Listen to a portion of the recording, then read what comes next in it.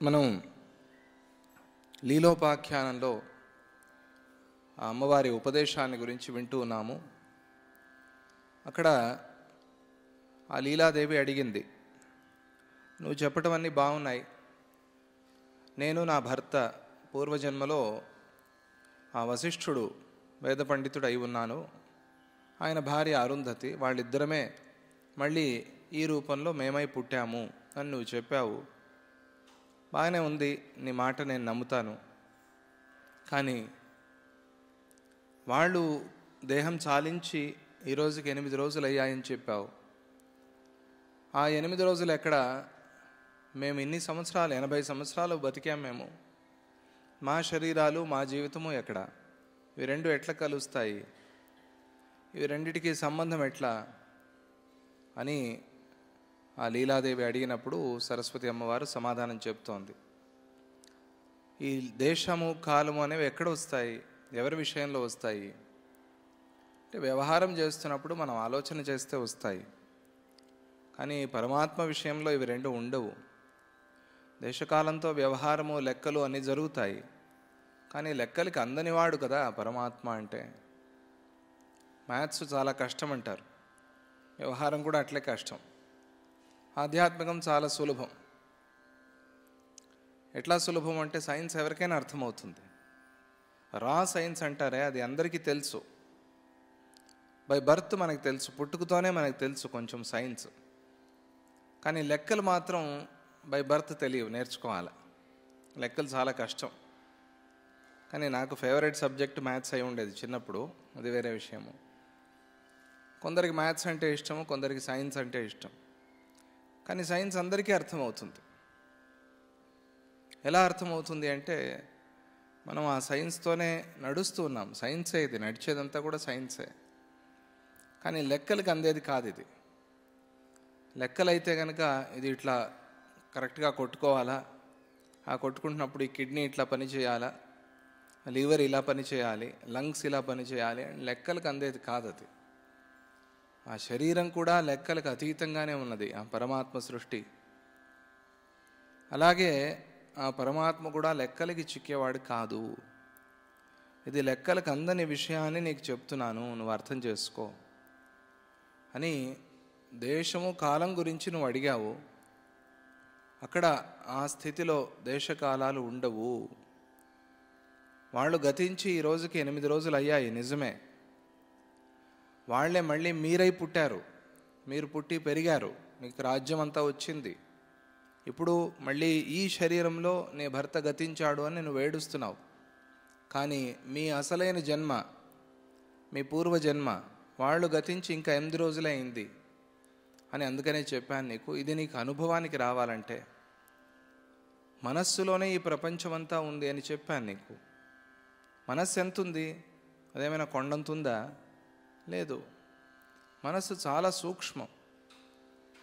మన శరీరంలో హృదయం అంటే ఆధ్యాత్మికంలో చెప్పే హృదయం, గురుగీతలో చెప్పే హృదయము అనుకోండి. ఆ హృదయం అంటే ఈ హార్ట్ కాదు, హార్ట్ మజిల్ కాదు. హృదయం అంటే మధ్యస్థానంలో ఉండేది. ఇక్కడ లబ్డబ్ అని కొట్టుకునేది అది ఒక మజిల్, అది ఒక అవయవం అది. కానీ ఆధ్యాత్మికంలో హృదయం అనేది దాన్ని కాదు. ఈ హృదయం వేరే, హృదయం ఉండాలా అంటారు. అంటే ఈ హృదయం ద్రవించినప్పుడు ఆ గుండె కూడా కొట్టుకుంటుంది, ఆ మజిల్ కూడా పనిచేస్తుంది. మనలో మంచి భావాలు ఉన్నప్పుడు శరీరం అంతా కూడా ఉత్తేజంగా ఉంటుంది, శరీరానికి ఆరోగ్యం లభిస్తుంది. అలాగే మన హృదయం బాగున్నప్పుడు ఆ హృదయం కూడా కొంచెం బాగా పనిచేస్తుంది. అందుకనే దయా, కరుణ, మంచి భావాలు ఇవన్నీ కూడా ఉండాలని చెప్తారు. కానీ హృదయం అంటే ఆధ్యాత్మిక శాస్త్రంలో అది కాదు. హృదయం అంటే మధ్యస్థానంలో ఉండేది. నారాయణ ఉపనిషత్తులో చెప్పింది. అది చాలా సూక్ష్మం. ఎంత సూక్ష్మం? నీవారశూకవత్తన్వి పీతాభాస్వత్యణూపమ. నీవారశూకవత్తన్వి. నీవారశూకం అంటే ఏమిటి?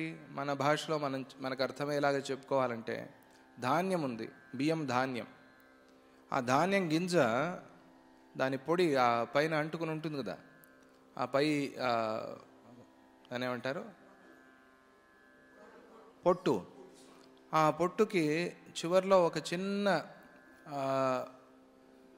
అసలు కనిపించనంతగా ఒక చిన్న బొడిమిలాగా ఉంటుంది. అది ఏ సైజులో ఉంది? దానికన్నా చిన్నది, ఒక అణువు సూక్ష్మంగా, అంత హృదయం. అదే సూక్ష్మం అంటే దానికన్నా సూక్ష్మమైంది ఇది. అంటే కనిపించనిది ఇది, లేనిది ఇది. మనస్సు అనేది లేనిది. మనస్సుని పట్టుకుని చూస్తానంటే ఎక్కడ దొరుకుతుందండి? దొరకదు అది. కానీ మనస్సు అంతా ఉంది. మనస్సు లేని చోటు లేదు, మనస్సు అంతా ఉంది. మనస్సు లేని చోటు మనం ఉండలేం. మనం ఎక్కడున్నామో మనస్సు అంతా అక్కడ ఉంది. ఆ మనస్సు చాలా సూక్ష్మమైంది. ఆ మనస్సులో ఈ ప్రపంచమంతా కూడా ఉంది అని నేను చెప్తూ ఉంటే అదేమో నమ్మావు నువ్వు. కానీ దేశకాలాల విషయంలో ప్రశ్నిస్తూ ఉన్నావు. ఎట్లా ఇది? ఒక మనస్సులో ఈ ప్రపంచమంతా పడుతుంది అంటే దానికి ఇంకా దేశకాలాలతో పని ఉంటుందా ఎక్కడైనా? లేదు, సాధ్యమే లేదు. ఒక చిన్న అణువులో ఈ ప్రపంచమంతా పట్టింది, దాన్ని ఒప్పుకున్నావు. దేశకాలాలు ఒప్పుకోవటం లేదు. ఎందుకు అంటే ఇది వ్యవహారం అట్లా ఉంది కాబట్టి, దేశకాలాలతో మనం ముడి వేసుకుని ఉన్నాం కాబట్టి, ప్రపంచమంతా అట్లే జరుగుతోంది కాబట్టి, ఇది ఎన్నో ఏళ్ల ఘనీభవించిన ఒక అనుభవం. ఇది దేశము కాలము అనేది. ఇక్కడి నుంచి అక్కడికి వెళ్ళాలంటే ఇన్ని కిలోమీటర్లు, ఇది ఒక దేశము. ఇక్కడి నుంచి చంద్రుడి దగ్గరికి వెళ్ళాలంటే ఇన్ని కిలోమీటర్లు, సూర్యుడి దగ్గరికి వెళ్ళాలంటే ఇన్ని కిలోమీటర్లు.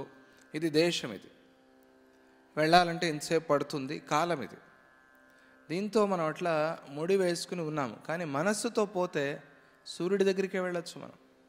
ఆ సూర్యుడిలో ఉన్న తాపాన్ని అనుభవించవచ్చు మనం, ఆ వేడిని అనుభవించవచ్చు.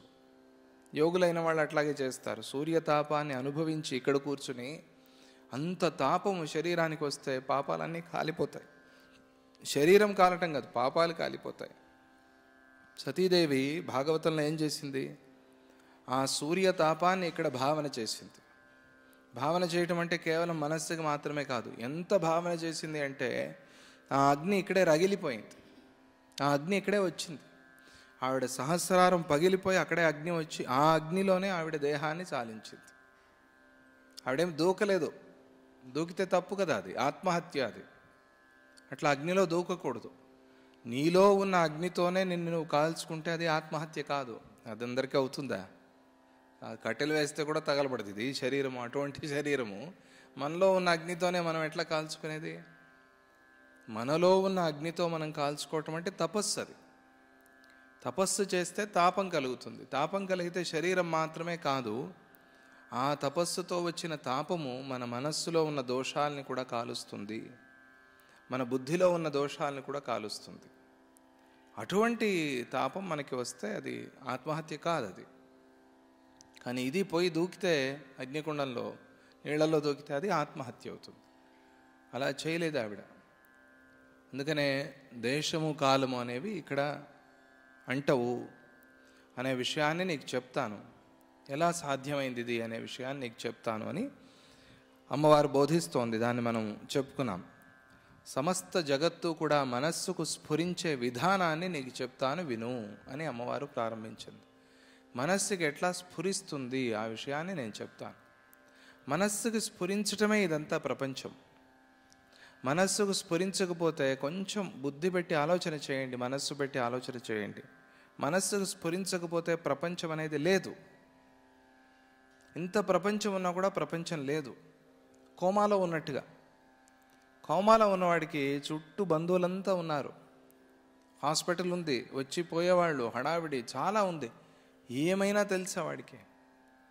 వాడికి పొడిచింది కూడా తెలియదు వాడికి. విచిత్రం. కానీ బతికి ఉన్నాడు, ప్రాణాలతో ఉన్నాడు. మనస్సు లేదు అక్కడ. మనస్సు లేదు కాబట్టి ప్రపంచము తెలియలేదు వాడికి. మళ్ళీ మనస్సు వస్తుంది. మనస్సు వస్తూనే వాడికి జ్ఞాపకాలు వస్తాయి. మనస్సు రావటానికి మందులు లేవు. ఇది విచిత్రం. మనస్సుకి మందు ఎక్కడుంది? మనస్సుకి ఆధ్యాత్మికం ఒకటే మందు. మనస్సుకి ఎవరికి వాళ్లే మందు. మనస్సుకి బయట నుంచి మందు లేదు, లోపలే మందు. ఆ కర్మే మందు మనస్సుకి. అంతే. మనస్సు అనేది లేకపోతే స్ఫురణ లేదు, స్ఫురణ లేకపోతే జగత్తు లేదు, ప్రపంచమే లేదు. ఆ విధానాన్ని నీకు చెప్తాను అని అమ్మవారు ప్రారంభించింది. మనస్సు ప్రధానం. అనుభూయ క్షణం జీవ మిథ్యా మరణమూర్ఛనం విస్మృత్య ప్రాక్తనం భావం అన్యం పశ్యతి సువ్రతే. నిన్న మరణాన్ని గురించి మనం చెప్పుకున్నాము. మరణం అంటే ఏమిటి, మృతి అంటే ఏమిటి? ఇది ముందే చెప్పినట్టుగా ఇది చాలా పెద్ద సైన్స్. ఈ సైన్స్ని అర్థం చేసుకోవాలి మనం. ఈ సైన్స్ని కొద్దిగా మనస్సు పెట్టి భావన చేస్తే మనము అర్థమవుతుంది. ఏం సైన్స్ ఇది? పుట్టడం ఒకటే సైన్స్ అనుకుంటాం మనం. కాదు, పోతున్నాం అనుకుంటున్నాం కదా, అది కూడా సైన్సే. అదే ప్రధానమైంది. అందుకనే ఎందుకు పుట్టాం మనము అంటే చావు లేకుండా చేసుకునేందుకు పుట్టాం. ఎందుకు పుట్టాం మనం? ఇది గుర్తుపెట్టుకోవాలి బాగా. మనం చావు లేకుండా చేసుకునేందుకు పుట్టాలి. ఇది మాకందరికీ తెలిసిందే కదా. కానీ అట్లా సాధ్యం అవుతుందా ఎవరి వల్లైనా? మృతి లేకుండా, మరణం లేకుండా చేసుకునేది మన వల్ల అవుతుందా? అవుతుందా అండి? ఎవరైనా మెడిసిన్ కనిపెట్టారా? ఏదైనా ఫార్మాస్యూటికల్స్ వాళ్ళు ఏదైనా మెడిసిన్ కనిపెట్టారా? లేదు. కనిపెట్టగలరా? లేదు. అంటే ఆయుష్ పెంచటం కాదు నేను చెప్పేది. 100 ఏళ్ళు బతికేవాడు 120 years బతకటము, పేపర్లో వేసుకోవటం, అది కాదు. చావే లేకుండా ఈ శరీరం ఇట్లాగే ఉండిపోవాలి. అవుతుందా? సాధ్యమా? అది మనం కోరుకుంటామా? అలా ఉంటే ఎంత బోర్ అండి. ఒక రాజు ఇట్లాగే అనుకున్నాడు, నేను ఎక్కువ రోజులు బతకాలని ఆశ కలిగింది ఆయనకి. ఆయనంటే ఆ దేశ ప్రజలకి చాలా ఇష్టం. ఇది చెప్పుకున్నాం మనం, సూర్య చరిత్రలో ఒకసారి చెప్పుకున్నాం. ఆయనంటే దేశ ప్రజలకి చాలా ఇష్టం. ఆయన ఎక్కువ రోజులు బతకాలని చెప్పి వీళ్ళందరూ పోయి తపస్సు చేశారు. సూర్యుని అనుగ్రహం కలిగింది. ఏం కావాలి మీకు అంటే, మా రాజుగారు 10,000 సంవత్సరాలు బతకాలి అని. ఆయనేం తథాస్తు అన్నాడు. వీళ్ళందరూ వచ్చారు. పెద్ద ఉత్సవం, టపాకాయలు కాల్చుకుంటూ డప్పులు డోలు అంతా మోగిస్తూ వచ్చారు.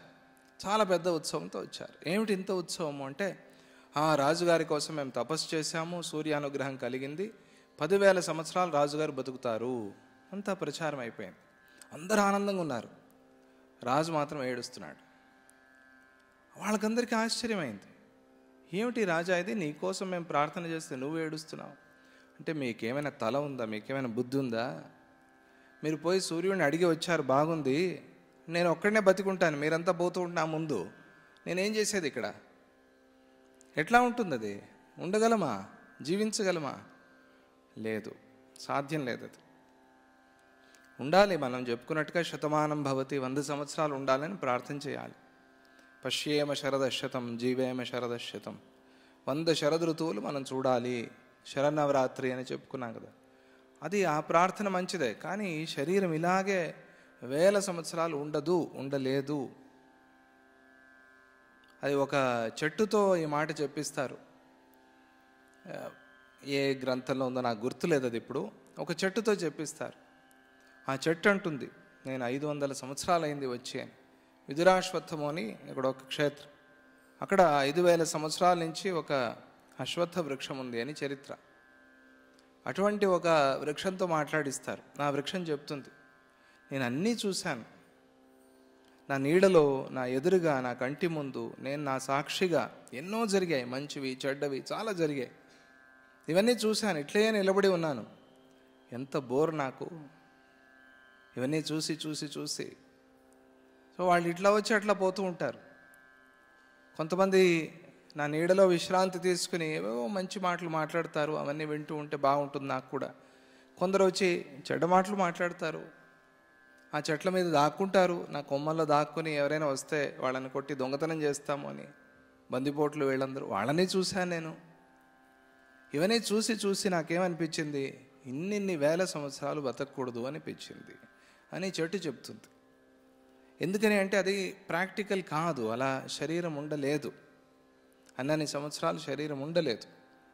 మరి మరణం లేకుండా చేసుకోవాలంటే ఏమిటి అంటే, మనకి మరణం అనేది లేదు అని మనం తెలుసుకోవాలి. అది మరణం లేకుండా చేసుకోవటం అంటే. చావు లేదు మనకి. చావు ఉంది అని మనం భయపడుతున్నాము, కానీ చావు లేదు. నాకు చావు లేదు, అదే మృత్యుంజయ అంటే. మృత్యుంజయుని ప్రార్థన చేస్తామంటే ఏమిటి? మృత్యుంజయ ప్రార్థన అంటే ఆయనకి కలిగిన అనుభవాన్ని మనకి ఇస్తాడు. ఆయన మృత్యుంజయుడు కదా. పరమాత్మ ఎప్పుడైనా అనుకుంటాడా నేను పోతానేమో? భయపడతాడు ఆయన? లేదు. ఎందుకంటే పుట్టుకే లేనివాడు ఆయన. అలాగే నువ్వు కూడా ఒక ఇంటికి వచ్చి చేరుకున్నావు, అంతే. ఈ శరీరంలో చేరుకున్నావు. శరీరం విడిచిపెట్టిపోతాను అనే భయం కదా మృత్యువు, మరణం అంటే. ఆ భయం ఎందుకు నీకు? ఆ భయాన్ని విడిచిపెట్టేసేయి, అప్పుడు నువ్వు కూడా మృత్యుంజయుడు అవుతావు. మరణ భయం లేకపోవటం, మరణమే లేదు అని తెలుసుకుంటే మరణ భయం ఎక్కడ వస్తుంది? కానీ ఇది అనుభవానికి రావటం అంత సులభం కాదు, మాటలో చెప్పినంత తేలిక కాదు ఇది. కానీ మనం ఈ మాట గుర్తుపెట్టుకుంటే నిదానంగా మనకి అనుభవానికి వస్తుంది. అది ఏమి రాంది కాదు, సాధ్యం, ఇంపాసిబుల్ ఏం కాదు, ఇది సాధ్యం అవుతుంది. అటువంటి మరణాన్ని గురించి నీకు చెప్పాను. అంటే విస్మృతి, మరిచిపోవటం మరణము అని చెప్పాను నీకు. మరిచిపోయి వీడేం చేస్తాడు? క్షణం, ఆ క్షణంలో కదా ప్రాణాలు పోయేది. ఎంతసేపు పడుతుంది అంటే క్షణాల్లో పోతుంది. అది చెప్పలేం. బుడగ ఇట్లా టప్ అని పగిలింది. ఎప్పుడు పగిలింది? అది ఏ సెకండ్లో పగిలింది చెప్పలేం మనం. దాన్ని ఈ కాలంలో అయితే ఆ వీడియోలో క్యాప్చర్ చేసి స్లో మోషన్, స్లో అంటే మనం చూస్తాం అటువంటి స్లో మోషన్ కాదు, అది వేరే, దానికి వేరే ఏదో పేరు ఉంది. ఏమైనా అది స్లో మోషన్లో అంటే చాలా స్లోగా వస్తుంది. అది మీరు చూసి ఉంటారు. ఇట్లా ఒక బొట్టు పడింది అనుకోండి, అది పడటము, ఆ పడుతున్నప్పుడే ఈ నీళ్ళు ఇట్లా లేచినట్టుగా అనిపిస్తుంది మనకి. ఇంకా ఆ బొట్టు పడలేదు నీళ్ళల్లో, ఇట్లా ఉన్నాయి నీళ్లు. ఆ బొట్టు పడుతున్నప్పుడు ఇక్కడ కదులుతున్నట్టుగా అనిపిస్తుంది. అంటే అంత స్లో అది. మనం పడిన తర్వాత కదా ఈ కింద నీళ్ళు కదిలేదు చూస్తాం, కానీ అది అట్లా కాదు, అంత స్లో అది. అట్లా చూసినప్పుడు ఆ బుడగలో ఇట్లా ఒక ఉబ్బినట్టుగా కనిపిస్తుంది. ఎప్పుడు పగిలింది అని ఆ సెకండ్ చెప్పలేం మనం. అట్లా ఆ సెకండ్ కదా, అంతే, టప్ అని. అందుకనే బుడగలాగా అంటారు. బుద్బుదప్రాయము శరీరము, ప్రాణం అనేది బుద్బుదప్రాయము అని గుర్తు చేసుకోవాలి మనం. దానివల్ల ఏమవుతుంది అంటే భక్తి పెరుగుతుంది మనకి. దానివల్ల జ్ఞాన మార్గంలో ఏదైనా సరే, మీరు భక్తిలో ఉండండి, జ్ఞానంలో ఉండండి, యోగ మార్గంలో ఉండండి, లేదా వ్యవహారంలో ఉండండి. వ్యవహారంలో ఉన్నా కూడా ఈ మాట గుర్తుంటే మనకి మంచి పని చేస్తాం, ఎవరికి హింసించం, ఎవరికి ద్రోహం చేయం. అహంకారం అనేది చచ్చిపోతుంది మనలో. ఎందుకు అహంకారం? బుద్బుదంలాగా ఉన్నప్పుడు ఆ సెకండ్ ఎప్పుడు చెప్పలేము కదా, ఆ క్షణం ఏది చెప్పలేం కదా మనం. అన్ని రకాలుగాను ఈ అద్వైత వేదాంతం అనేది మనకు ఉపయోగపడుతుంది సమాజానికి. అలా ఆ క్షణం ఏ క్షణము చెప్పలేం. కళ్ళు మూసి తెరిచేలోగా, చాలా విచిత్రం. కళ్ళు మూసి తెరిచేలోగా అయిపోతుంది ఇది. కళ్ళు మూసి తెరవటం కూడా తొందరగా అవుతుందేమో, కానీ ఈలోగా అయిపోతుంది, క్షణాల్లో అయిపోతుంది. ఆ క్షణంలో వాడు అట్లా విడిచిపెట్టి వెళ్ళిన వాడు మళ్ళీ క్షణాల్లోనే మర్చిపోతాడు. జరిగింది అంతా కూడా క్షణాల్లోనే మర్చిపోతాడు. కొంతమంది అతృప్తితో వెళ్ళి వాళ్ళందరూ అక్కడ హిందీలో చెప్తారే భటక్ రహే హే అని, అక్కడే తిరుగుతూ అశాంతిగా ఉంటారు అని. అది వేరే. అది మనం ఆధ్యాత్మికంలో అది కాదు. అది కూడా ఆధ్యాత్మికమే, ఎందుకంటే మనకి ధర్మశ్రద్ధ పెంచుతుంది. దాంతో వాళ్ళకి శాంతి అవ్వటం కోసం ఏవో కర్మలు చేయాలి, మనం దాన ధర్మాలు చేయాలి, అప్పుడే వాళ్ళ ఆత్మశాంతి, వాళ్ళ ప్రయాణం బాగుంటుంది. ఇది ధర్మ మార్గంలో ఇది చాలా అవసరమే. కానీ ఇక్కడ ఆధ్యాత్మిక మార్గంలో క్షణాలలో వాడు మరిచిపోయి మళ్ళీ క్షణాలలో వేరే శరీరాన్ని కూడా తీసుకుని వాడు వెతుకుతాడు. అట్లా క్షణాల్లో వాడికి ఒక శరీరము దొరుకుతుంది. ఇలా మళ్ళీ కొత్త ప్రపంచాన్ని వాడు సృష్టి చేసుకుంటాడు. కొంతమంది శరీరాన్ని తీసుకోకపోయినా సృష్టి చేసుకుంటారు అక్కడే. అదే ఇక్కడ జరిగింది. శరీరమే తీసుకోలేదు వాళ్ళు, కానీ వాళ్ళకి అన్ని జ్ఞాపకాలు వచ్చేసాయి. వాడు అనుకున్నాడు నేను రాజవ్వాలి అని. అందుకని బలంగా సంకల్పం చేస్తే, ఆ సంకల్పం కోసం ప్రయత్నం చేస్తావు నువ్వు, చేస్తే అది నీకు దొరుకుతుంది, సాధిస్తావు నువ్వు దాన్ని. బలమైన సంకల్పం కావాలా, అది మరణం అంటే. అట్లా మృతి వచ్చిన తరువాత,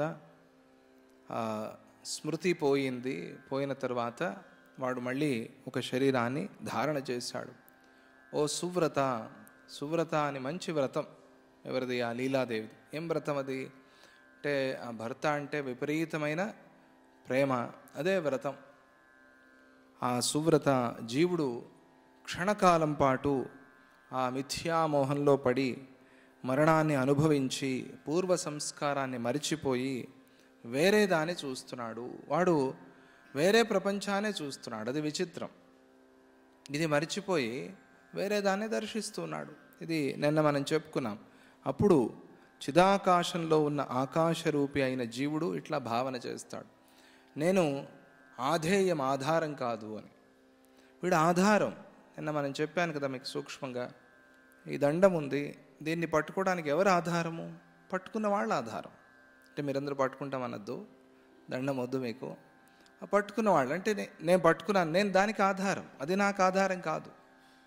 ఎవరెవరికి ఆధారము? దానికి నేను ఆధారం. కానీ మనం అట్లా అనుకోవటం లేదు. మనమేమనుకున్నాము? శరీరం నాకు ఆధారం అనుకుంటున్నాం. కాదు, శరీరానికి నువ్వు ఆధారం. నీ వల్ల శరీరం ఉంది, శరీరం వల్ల నువ్వు లేవు. ఈ చిన్న తేడా, ఈ చిన్న మార్పు ఒకటి మనకి తెలిస్తే చాలు, మన దృష్టి మారిపోతుంది, మనం ప్రపంచాన్ని చూసే విధానమే మారిపోతుంది. ఎంత అద్భుతమైన మాట చూడండి. అది ఒక్కటి సూక్ష్మం అంతే. అట్లా మనం ఒక ఆలోచన రాకపోవటానికి, మనం మర్చిపోవటానికి కారణం ఏమిటి అంటే మనం ఎప్పుడు దాని మీద దృష్టి పెట్టలేదు. అది మనకు అవసరమే లేదు. మనకు చాలా ముఖ్యమైనదే మనకు అవసరం లేదు. విచిత్రం. మనకు చాలా అవసరమైన ఆరోగ్యం, ఆ ఆరోగ్యాన్ని పట్టించుకోం. ఎప్పుడో తర్వాత. అందుకనే ముందు ఆరోగ్యాన్ని గురించి అడుగు అని స్వామిజీ అప్పుడప్పుడు చెప్తారు కదా.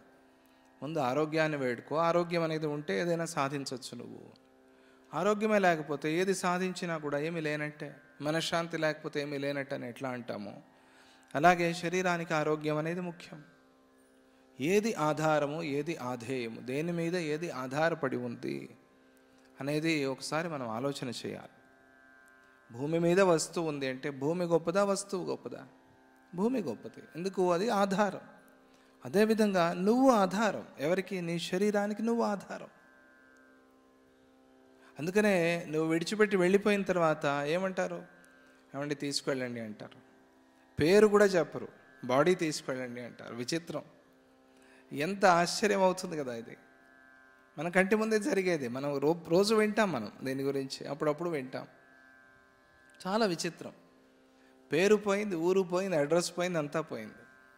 ఇది పెద్ద వేదాంతం కాదు, ఇది చాలా సులభమైన వేదాంతం, అందరికీ చాలా ఉపయోగపడే వేదాంతం. ఇది సమాజానికి చాలా హితకారి అయిన వేదాంతం. ఇది ఇంత విచిత్రం, చాలా ఆశ్చర్యం వేస్తుంది ఈ విషయంలో. ఎవరి ఆధారం అంటే ఈ శరీరం నేను చాలా గొప్పది అనుకున్నాను, నేను లేకపోతే శరీరమే లేదు కాబట్టి నేను గొప్ప. అహంకారం కాదు. గొప్ప అంటే ఎట్లా గొప్ప? నేను అనుకున్న విధంగా గొప్ప కాదు. నా దృష్టి వేరే. నేను అనుకున్నది ఏమిటి? నేను నా అడ్రస్సు, నేను ఇది చూస్తున్నాను. కానీ దీనికన్నా గొప్పది. ఎందుకంటే అప్పుడు అడ్రస్లు ఇవన్నీ పోయాయి కదా, ఈ శరీరంతో పాటుగా అవన్నీ ఎగిరిపోయాయి కదా.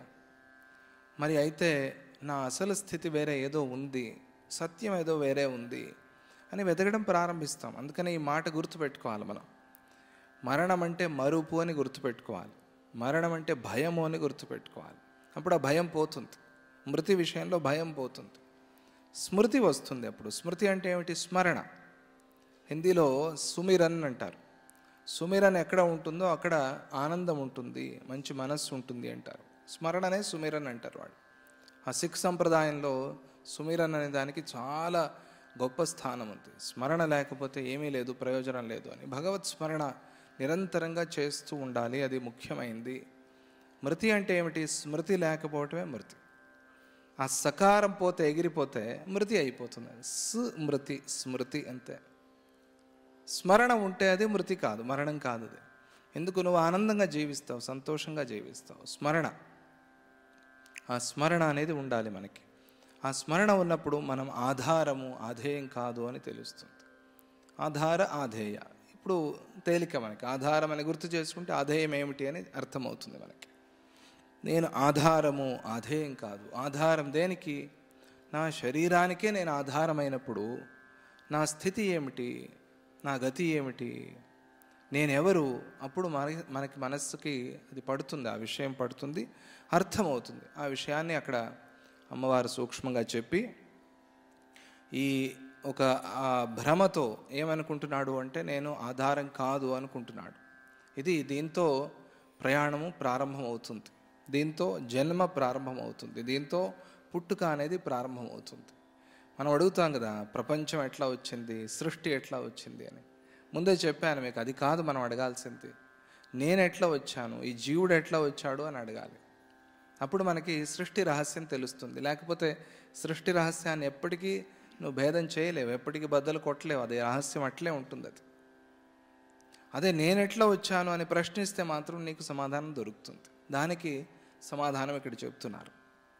ఆ సమాధానం చెప్తూ సరస్వతి అమ్మవారు అంటుంది, హస్తపాదాదిమాన్ దేహ మమాయమితి పశ్యతి యదేవ చేతసి వపుః తదేవేదం సపశ్యతి.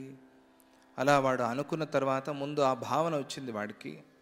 వచ్చిన తర్వాత చేతులు కాళ్ళు మొదలైన ఇంద్రియాలతో కూడి ఈ దేహము నాదే, దీనిలోనే నేను నివసిస్తూ ఉన్నాను అని తన మనస్సులో తాను భావన చేస్తాడు, స్మరిస్తాడు, ఆ దేహాన్ని చూస్తాడు. ఎప్పుడు వాడికి ఇంకా ఈ దేహం రానేలేదు. విచిత్రం, అప్పుడు జరిగేది ఇది. క్షణాల్లో వాడు విడిచిపెట్టి వెళ్ళిన తర్వాత ఎంతసేపు అయిందో తెలియదు, ఎన్ని రోజులు అయిందో తెలియదు. మొత్తానికి ఏదైనా కూడా క్షణమే. మళ్ళీ వాడికి జన్మ రావటానికి వాడు ఒక దేహాన్ని మనస్సులో భావన చేస్తాడు. ఆ జీవుడు స్త్రీనా పురుషుడా ఎవరు కాదు, స్త్రీ పురుష నపుంసక ఏది కాదు, జీవుడు అంతే. అంటే ఒక పెద్ద వెలుగు, ఆ పెద్ద వెలుగులో ఒక చిన్న బల్బులాగా వాడు దీపమే. అందుకనే మనమందరం దీపాలమే, కానీ ఆరిపోతున్న దీపాలం కాకూడదు. దాన్ని కొంచెం అట్లా పైకి తోస్తే పెద్దదవుతుంది అని అందుకనే ప్రారంభంలో చెప్పింది మీకు. ఈ ఘట్టంలో దీపంలాగా మనలో దీపం ఉంది, కానీ దాన్ని ఆరిపోనిస్తాం మనం, ఆరిపోనివ్వకూడదు. అందరిలోనూ దీపం ఉంది.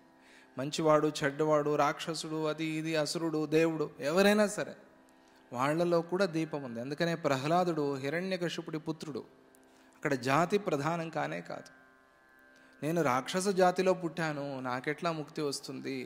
విభీషణుడు అడిగాడు. అడిగితే ఏమయ్యా నువ్వు జాతి గురించి మాట్లాడతావు? నేనెవరిని?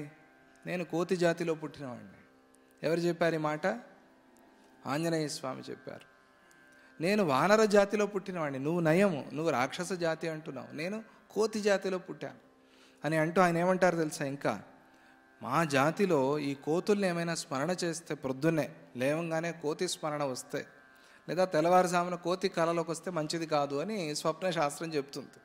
ఆంజనేయ స్వామి వస్తే మంచిదే, అది వేరే విషయం. కానీ ఆయన చెప్పే మాట, ఆయన అంత హంబల్, ఆయనకు అసలు అహంకారం అనేది తెలియదు ఆయన. అందుకని ఆయన చెప్తారు విభీషణుడితో, ఎవరిని స్మరణ చేస్తే ఆ రోజు అన్నం దొరకదో అటువంటి కోతి జాతిలో పుట్టిన నన్నే అనుగ్రహించి దగ్గర పెట్టుకున్నాడు, మళ్ళీ నిన్ను మర్చిపోతాడా? నువ్వు ఎందుకు రాక్షస జాతి అంటావు?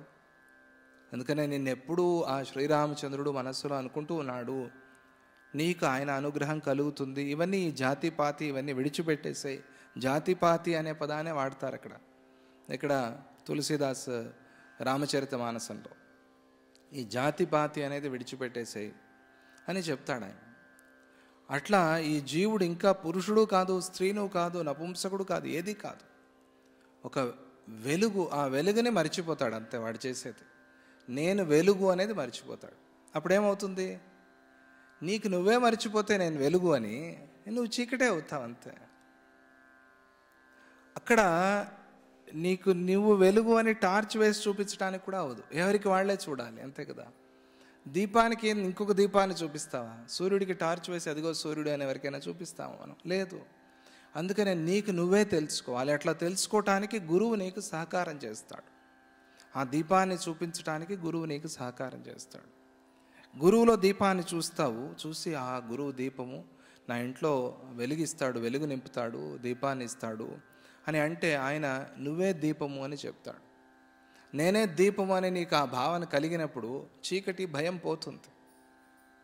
నువ్వు నీ చీకటి చూసి భయపడుతున్నావు, నీ నీడే చూసి భయపడుతున్నావు. విచిత్రం. నువ్వు చీకటి కాదు, నువ్వు వెలుగు అని చెప్తాడు. ఆ వెలుగు అనేది మరిచిపోయి ఎవరికి వాళ్ళు, మనమందరము వెలుగు అనేది మరిచిపోయి చీకటి అనుకున్నాం. అదే ఇక్కడ అమ్మవారు చెప్పటం. అందుకని అక్కడ శరీరము లేదు, ఏమీ లేదు, అన్నీ వీడు భావన చేస్తాడు. నేను ఈ శరీరం, ఈ ఇంట్లో పుట్టాను, అన్నీ అనుకున్నాం మనం. మనమే అనుకున్నది ఇదంతా, ఎవరు చేసింది కాదు. అందుకనే ఎవరిని బ్లేమ్ చేసేందుకే లేదు, భగవంతుడిని కూడా మనం తిట్టేందుకు లేదు. ఎందుకంటే నువ్వే చేసుకున్నావు అదంతా. మనమే విత్తు నాటాము, మనమే ఆ మొలక ఎత్తేలాగా చూసాము, మనమే నీళ్లు పోసాము, మనమే చెట్టు చేశాము, మనమే ఫలాలు కోసుకుంటున్నాము, మనమే తింటున్నాం. మధ్యలో ఇంకొకరిని కారణం చేస్తున్నాం. ఆయన ఏం చేస్తున్నాడు? ఆయన ఊరికినే చూస్తున్నాడు. చూస్తున్నవాడు ఆయన ప్రార్థన చేస్తే ఆయన గురువుగా దిగి వచ్చి మనకి చెప్తాడు. ఎందుకంటే ఆయన నిర్గుణ స్వరూపం, ఆయన ఏమి మాట్లాడు, నిరాకారము, ఆయనకి ఆకారం లేదు, ఆయన అట్లా చూడలేం. కాబట్టి మనకి చెప్పేందుకోసం, కళ్ళు తెరిపించేందుకోసం గురువుగా వచ్చి చెప్తాడు. అందుకనే గురుర్ బ్రహ్మ గురుర్ విష్ణు గురుర్దేవో మహేశ్వర గురు సాక్షాత్ పరం బ్రహ్మ తస్మై శ్రీ గురవే నమః. విషయాన్ని తెలపటమే ఇక్కడ ప్రధానం. అంతే, నడిపించడం కాదు, తీసుకువెళ్ళటం కాదు. విషయం తెలిపితే తెలుసుకున్నవాడు వాడు ప్రయాణం బాగా చేస్తాడు. ఇక్కడి నుంచి పలానా చోటుకి వెళ్ళాలి, కేరళ వెళ్ళాలి, బెంగళూరు వెళ్ళాలి, ఎట్లా వెళ్ళాలి, ఏ రోడ్లో వెళ్ళాలి, ఏ కారులో వెళ్ళాలి, ఏ వెహికల్లో వెళ్ళాలి, ఎట్లా నడుచుకుంటూ వెళ్ళాలి, ఇది చెప్తే మనమే వెళ్తాం. మనమే వెళ్ళి మనమే చేరి మనం ఆయన వచ్చాడు నాతో పాటుగా, ఆయన చేరాడు అన్నట్టుగా మనం వ్యవహారం చేస్తాం. ఆయన వస్తారు కొన్నిసార్లు, కానీ మనమే నడిచేలాగా చేస్తారు, మనమే వెళ్ళి చేరేలాగా చేస్తారు. అప్పుడు ఆ తృప్తి మనకు ఉంటుంది కదా, అది సద్గురువు చేసేది. ఇక్కడ ఈ జీవుడు ఆ శరీరాన్ని ధారణ చేసే ముందే వాడు భావన చేస్తాడు, నేను ఇటువంటి శరీరాన్ని ధారణ చేస్తాను. అక్కడ విచిత్రం, మన జీవితం పూర్తిగా జరిగిపోయింది. అక్కడ జీవితం పూర్తిగా నడిచిపోయింది. నేను ఇది చదివాను, ఈ ఉద్యోగం వచ్చింది, ఈ వ్యాపారం చేశాను, ఇట్లా పెరిగాను, ఇవన్నీ ఎక్కడ? ఇంకా శరీరాన్ని ధారణ చేయకముందు. అది కూడా జరుగుతుంది కొన్నిసార్లు. అక్కడ శరీరాన్ని వాడు ధరించి ఆ శరీరంలో కూడా వ్యవహారాలు చేస్తాడు. ఇలా అయినా అనుకోవచ్చు, అలాగైనా అనుకోవచ్చు. మొత్తానికి మనస్సు అనేది ప్రధానం. ఆ మనస్సు వల్ల ఇదంతా కూడా జరుగుతుంది.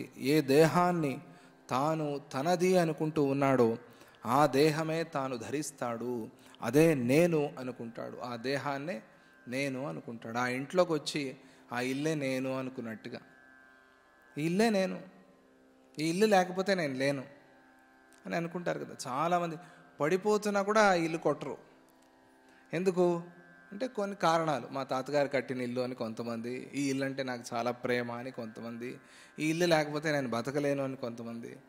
సత్యమా? అది సత్యం కాదు. అది మనకే తెలుసు అది సత్యం కాదు అని. కానీ విపరీతమైన ప్రేమతో, విపరీతమైన వ్యామోహంతో ఇదే నేను అని అనుకుంటాం. ఇది వ్యవహారంలో జరిగేదే, మనం చూసేదే. కానీ తర్వాత అది పని చేయటం మానేస్తుంది. అదే స్కూటర్ పట్టుకుని తిరుగుతూ ఉంటారు. అది ఒకరోజు స్టార్టే అవ్వదు, అర్జెంట్ పని ఉంటుంది. ఆ రోజు ఎంత కిక్కు కొట్టినా స్టార్ట్ కాదు అది. అప్పుడు వాడికి అనిపిస్తుంది, ఇంత అర్జెంట్ పనిలో ఇది నాకు హ్యాండ్ ఇచ్చింది అంటే దాన్ని ఏమంటారండి, ఇది నాకు మోసం చేసింది కాబట్టి దీన్ని మార్చేసేయాలా అనుకుంటాడు.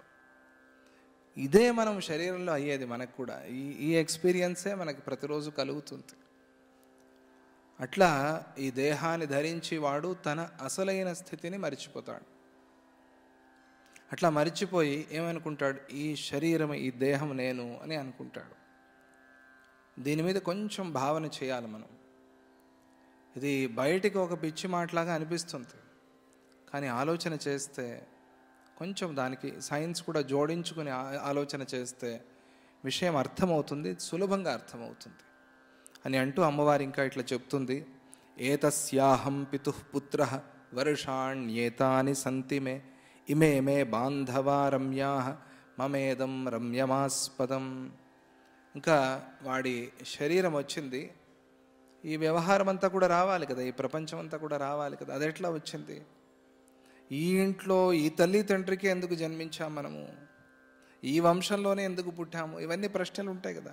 ఇది ఎవరు చేస్తున్నారు అనే ప్రశ్న వస్తుంది కదా మనకి. దానికి సమాధానం చెప్తుంది. ఈ తండ్రికి నేను పుత్రుడినై జన్మిస్తాను, లేకపోతే ఈ తండ్రికి నేను కూతురిగా జన్మించాను. ఇంత వయసు గడిచిపోయింది, ఇంత వయసు నాకు గడుస్తుంది, ఇంత వయసు నేను జీవించి ఉంటాను, నేను ఇలా పెరుగుతాను, ఇలా పెరిగాను, ఈ బంధువులందరూ నా వాళ్లే, వీరందరూ జీవించి ఉన్నారు, నా చుట్టూ ఉన్నారు, వీళ్ళని నేను చూస్తున్నాను, వీళ్ళు నాతో మాట్లాడుతున్నారు, ఈ రమ్యమైన ఇళ్ళు ఇవన్నీ కూడా నావే. ఈ కల్పన, ఈ భావన అంతా కూడా ఇంకా వాడు శరీరాన్ని ధారణ చేయకముందే వాడికి వచ్చింది ఆ మనస్సుకి. ఇంకా వాడికి అడ్రస్సు, ఊరు, పేరు ఏమీ లేదు. అట్లా వాడు ఆ సమయంలోనే భావన చేశాడు. ఆ మనస్సు ఆ విడిపోయింది కదా, ఆ చైతన్యం నుంచి ఆ పెద్ద ఒక ఇది ఆ గుండు భూమిలాగా ఒక పెద్ద గుండు అనుకోండి, దాని నుంచి విడిపోయిన ఆ భావన, ఆ స్పందన వల్ల విడిపోయి దూరం అయిపోయి చీకటిగా అయిపోయి ఆ చీకటిలో కలుగుతున్న ఆలోచనలు ఇవన్నీ కూడా. నువ్వు చాలా పెద్దగా ఉంటే నేను చాలా చిన్నవాడిని అనుకుంటున్నావు. ఎవరిది తప్పు ఇది? ఎవరి దోషం ఇది? నీ దోషమా ఆయన దోషమా? దూరంగా వచ్చిన వాడిది తప్ప, ఆయన అక్కడే ఉన్నాడు. ఇదే మనం చెప్పుకున్నాం కదా, మొన్న కూడా చెప్పాను మీకు. భగవంతుడి నుంచి మనము దూరం వచ్చి ఆయన్ని తిడితే ఎట్లా? నువ్వు రా, నువ్వు నా దగ్గరికి రా అంటే ఆయన ఎప్పుడు అక్కడే ఉన్నాడు. ఆయన ఎక్కడికి వస్తాడు? ఎక్కడికి పోతాడు? ఆయన ఎప్పుడు అక్కడే ఉన్నాడు. నువ్వు నా దగ్గరికి రాలేదే నేను పిలిచినా కూడా అంటే ఆయన ఎప్పుడూ ఉన్నాడు. ఆయనకి రావటము పోవటం అనేది లేదు. దూరమైన వాడివి నువ్వు దూరంగా వచ్చి ఆయన దూరం అయ్యాడంటే ఏం చేయాలి నువ్వు అప్పుడు? అంటే ఆయన దగ్గరికి వెళ్ళలేవు. ఎందుకని? ఆయన ఎప్పుడు అక్కడే ఉన్నాడు. ఆయన దగ్గరికి ఎట్లా వెళ్తావు? ఎప్పుడూ అక్కడే ఉన్నవాడి దగ్గరికి మనం వెళ్ళటానికి ఎట్లా సాధ్యమవుతుంది? అందుకని ఏం చేయాలి అంటే, ఆయన ఎప్పుడూ ఉన్నవాడు, అంతటా ఉన్నవాడు కాబట్టి నాలో కూడా ఆయనే ఉన్నాడు, నేను కూడా తానే అయి ఉన్నాడు అని తెలుసుకుంటే ఆయన వెళ్ళటము రావటము, దూరంగా వెళ్ళటం దగ్గరగా రావటం ప్రశ్న లేనే లేదు కదా. ఇది మన ఆధ్యాత్మిక శాస్త్రంలో ఉన్న చాలా గొప్ప ఉపదేశం. ఇది ఇటువంటి ఉపదేశం మళ్ళీ ఎక్కడ కూడా దొరకదు మనకి. తర్వాత ఇంకా వేరే దేశాల వాళ్ళు కూడా దీన్ని పట్టుకున్నారు. ఆ పరమాత్మ భగవంతుడు అంటే ఇట్లా ఈ స్థితిలో ఉంటాడు ఆయన.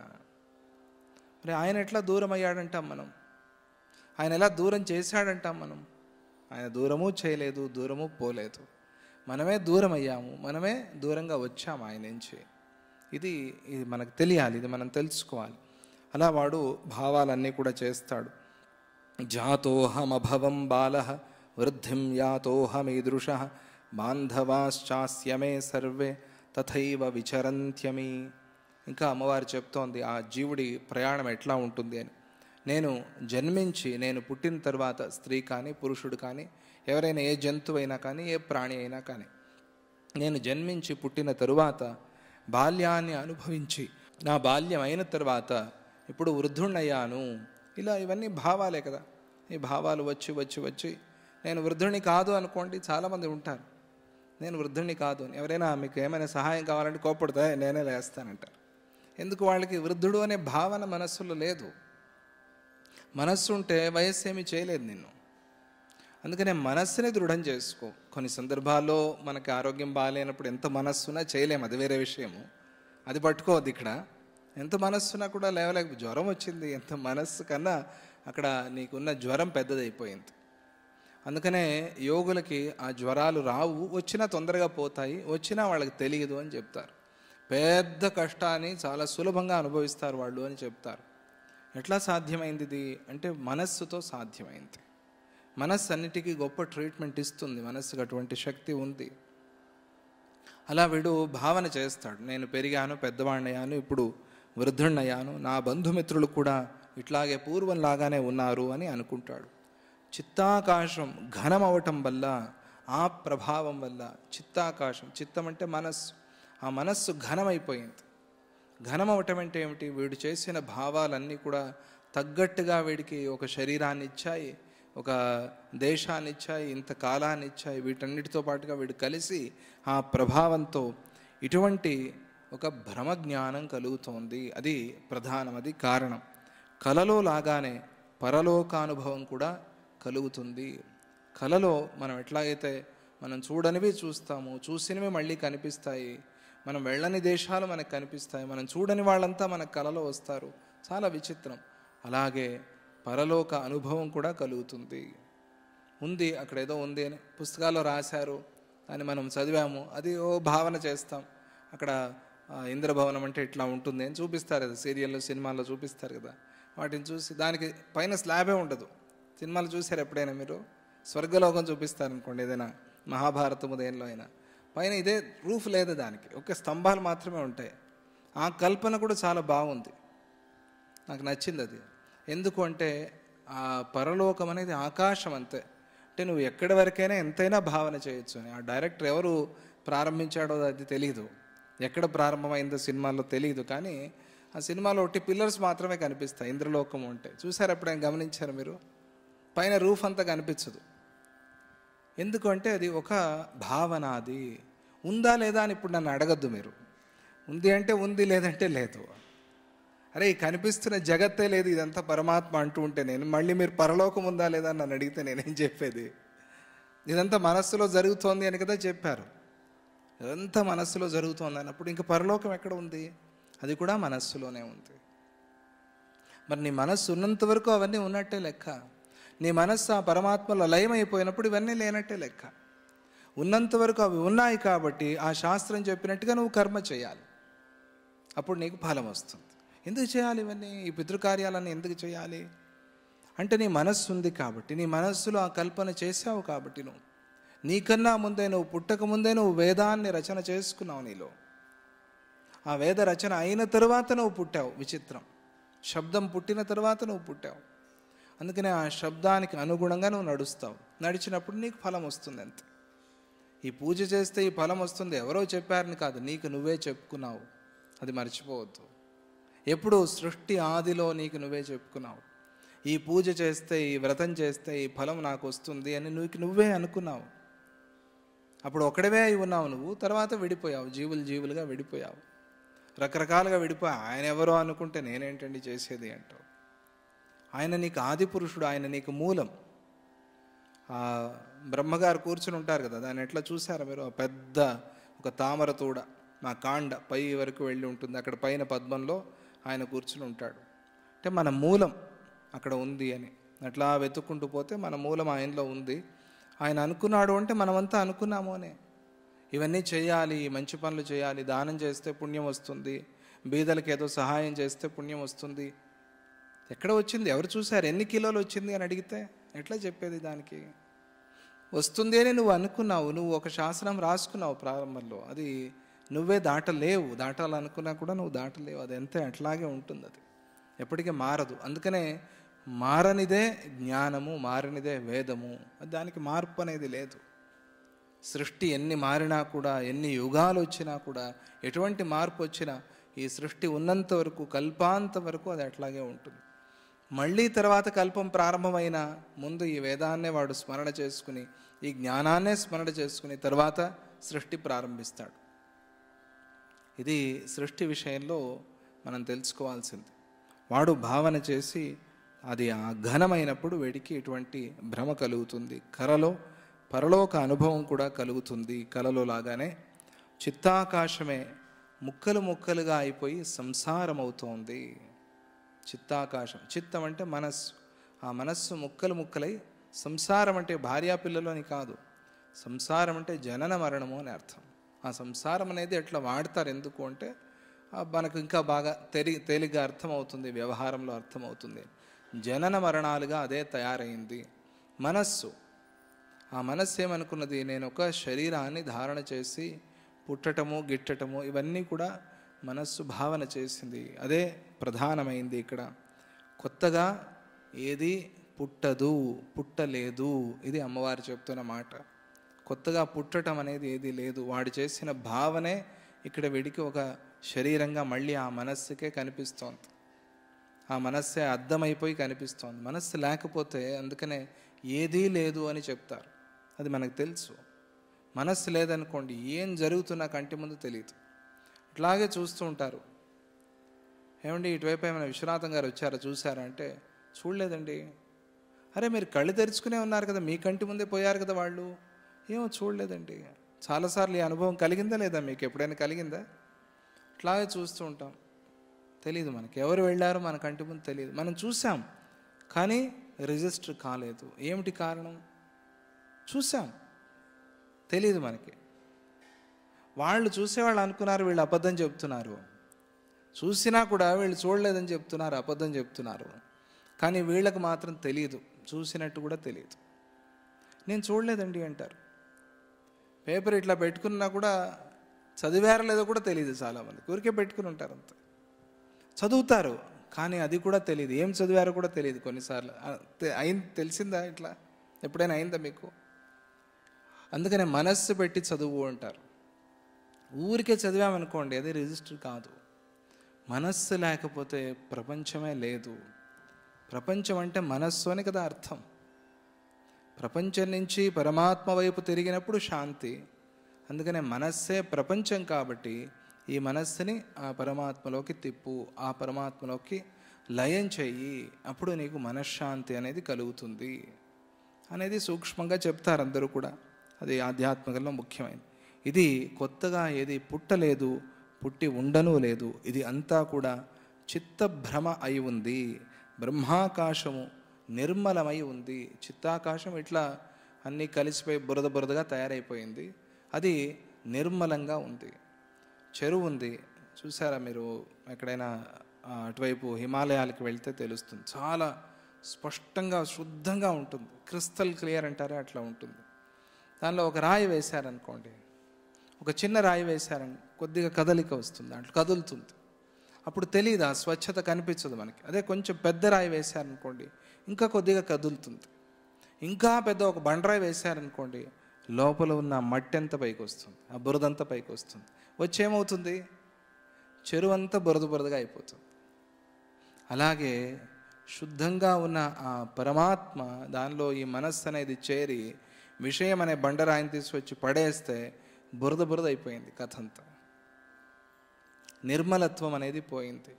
బ్రహ్మాకాశము చిత్తాకాశంగా విడిపోయి మనస్సు అనుకుని దాంట్లో విషయాలనే వాటిని వేసి ఇదంతా కూడా కల్మషం అయిపోతోంది, కదిలిపోతోంది. కలగన్నవారు తనలో తానే అన్నిటినీ అనుభవించినట్టు చిత్తమే తన స్వప్నంలో ఈ దృశ్యాన్ని అనుభవిస్తోంది.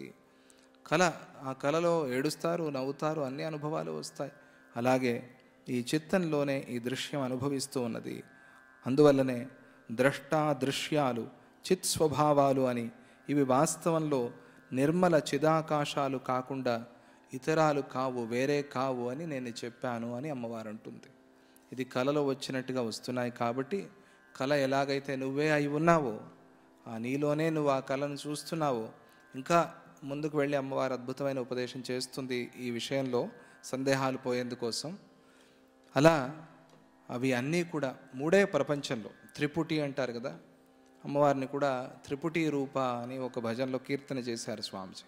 త్రిపుర అంటారు. ఈ 3 అనేది సంఖ్య చాలా ముఖ్యమైన సంఖ్య. 3 అనేది అందరికీ లక్కీ నెంబర్ అని చెప్తారు. నాకేదో లక్కీ నెంబర్ లేదు అనుకోవద్దు. 3, 1 చాలా లక్కీ నెంబర్. అన్నిటికన్నా లక్కీ నెంబర్ ఏదో చెప్పినా 3 కన్నా కూడా లక్కీ నెంబర్ ఏదండి? 0. 0 నంబర్ ఎట్లా అవుతుందండి? 0 అనేది పూర్ణం. మనం 0 అంటాం. 0 అనేది శూన్యం అనే పదం నుంచి వచ్చింది. శూన్యాన్నే 0 అన్నారు. దగ్గర దగ్గరగా ఉన్నాయి చూడండి, శూన్యము 0. కానీ తమిళ్లో ఏమంటారు తెలుసా? 0ని ఏమంటారండి? పూజ్యం అంటారు. 0 అనరు, పూజ్యం అంటారు. పూజ్యం అంటే ఏమిటి? పూర్ణం నుంచి పూజ్యం వచ్చింది. పూర్ణం అనే పదం నుంచి పూజ్యం వచ్చింది. పూజ్యం అంటే అది చాలా గొప్పది, పూజ్యం అంటే దాన్ని పూజ చేయాలి అటువంటిది అని అర్థం. పూర్ణం అనే పదం నుంచి వచ్చింది అది. పూజ్యం అనేది పూర్ణం అనే పదం నుంచి వచ్చింది. పూర్ణం అది. 0 అంటే ఏమిటి? పూర్ణం. 0 లేకపోతే, అందుకనే ఆ 0 కనిపెట్టిన వాడు ఎవరు అంటే మన భారతదేశంలో ఆయన పేరేంటి? ఆర్యభట్టుడా వరాహమిహిరుడు? ఆర్యభట్టుడు. ఆ 0 కనిపెట్టినవాడు అని అంటారు. ఆయనకి చాలా గొప్ప స్థానం ఉంది. అంటే ఆ శూన్యం అనేది లేకపోతే ఏమీ లేదు. అందుకని ఏ నెంబరు లేదంటే ఏం రాసుకుంటారు? నీ లక్కీ నెంబర్ ఏది అంటే శూన్యం, పూజ్య అని చెప్పండి. మనం 0 అంటాం కాబట్టి అది ఒక రకంగా విచిత్రంగా వినిపిస్తుంది. కానీ 1, 3 ఈ సంఖ్యలు చాలా మంచివి. దత్తాత్రేయ స్వామిని భక్తిగా కొలిచే వాళ్ళకి 3 సంఖ్య. 3 ప్రపంచం అంతా 3. మనం 3 కదా, మాకు 3 లేకపోతే ఏమీ లేదు. నాకు 3 లేదండి అంటాం కదా. ఈ ప్రపంచం అంతా 3 మీద ఆధారపడి ఉంది. అంటే చూసే నేను చూస్తున్న వస్తువు, నాకు అది చూడటానికి కావలసిన జ్ఞానం, ద్రష్ట, దృశ్యము, దర్శనం. ప్రతి దాంట్లోనూ ఈ 3 ఉంటాయి చూడండి. ప్రతి దాంట్లోనూ 3 ఉంటాయి. ఏదైనా మీరు ఏ విషయమైనా తీసుకోండి, అన్నిటిలోనూ ఈ 3 ఉంటాయి. పని, ఆ పని చేసే నేను ఆ పని చేయటానికి నాకు కావలసిన జ్ఞానం, ప్రతి దాంట్లోనూ ఉంటాయి. కర్త, కర్మ, క్రియ అంటారు కదా, అలా ద్రష్ట, దృశ్యము, దర్శనం ప్రతి దాంట్లోనూ ఈ 3 ఉంటాయి. ఈ మూడు ఏమిటి అని అర్థం చేసుకోవాలి మనం. ఈ మూడు విడివిడిగా ఉన్నాయా, లేకపోతే ఒకదానితో ఒకటి ముడి వేసుకుని ఉన్నాయా, ఒకటి లేకపోతే ఇంకోటి లేకుండా ఉన్నాయా, అది అర్థం చేసుకోవాలి. అది మనం బాగా భావన చేయాలి. అది ఆధ్యాత్మికంలో చాలా ప్రధానం. ఈ విషయం మనం పూర్వం చర్చ చేశాం. ఆ విషయంలో మనకి సమాధానాలు కూడా వచ్చాయి. ఎందుకంటే ద్రష్ట అని నేనే లేకపోతే దృశ్యం లేదు. ఏం కనిపిస్తుంది నేనే లేకపోతే? కానీ మనమేమంటాం తెలుసా? అది కనిపిస్తోంది కాబట్టి నేను చూస్తున్నానంట. చాలా తప్పు, అది చాలా పొరపాటు. నువ్వు చూస్తున్నావు కాబట్టి అది కనిపిస్తోంది. పంది పిల్ల పందికి ముద్దు విన్నారా? కాకి పిల్ల కాకికి ముద్దు విన్నారా? అది ఎట్లా ముద్దు? కాకి మనకి ముద్దు కాదు. కాకిని కూడా ముద్దు చేయాలి. అసలైతే ఏ జంతువుని ద్వేషించకూడదు, అసహించుకోకూడదు. కానీ మనం దాన్ని ద్వేషిస్తాం, పందిని ద్వేషిస్తాం, అసహించుకుంటాం. పంది తూ అంటాం. కానీ పందికి మాత్రము పంది పిల్ల ముద్దుగా కనిపించింది. ఎట్లా కనిపించింది అంటే చూసే దృష్టిని బట్టి కదా ప్రపంచం, కనిపించే దాన్ని బట్టి కాదు అని ఉదాహరణతో అర్థమైంది మనకి. ఇంకా మళ్ళీ దర్శనం ఏమిటి? దర్శనం అంటే ఏమిటి? చూపు అని అర్థం. చూసేవాడు, కనిపించేది, చూడటము, మూడు. మరి అయితే చూడటం అంటే ఏమిటి, దర్శనం అంటే ఏమిటి, ఇది అర్థం కావాలి మనకి. ఆ విషయాన్ని అమ్మవారు చెప్తారు. అన్నీ కూడా మనం మళ్ళీ రేపు మాట్లాడుకుందామని చెప్తూ